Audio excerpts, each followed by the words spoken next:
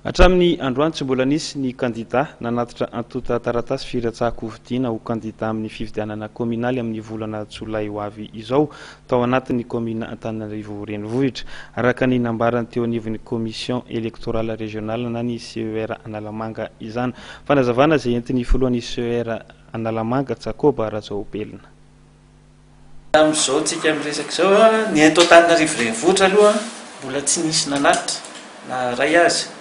Fa mbola maka dosy azy ny sasany satria hatramin'izao zao dia 900 ny olona tonga teto naka le kapila mangirana zany.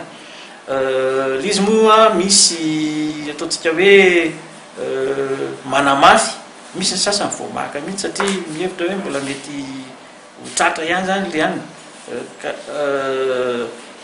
Raha ny fahalalana zany dia ohatrany hoe mifampiandry ireo kandida ireo ny hoe iza no metraka voalohany hamaky sehatra zany.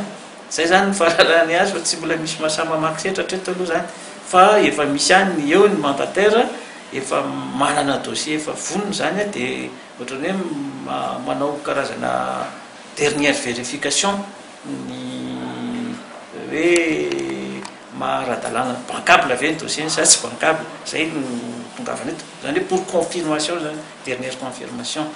Zay zany ny eto aloha ato Antananarivo renivohitra zany no resahana.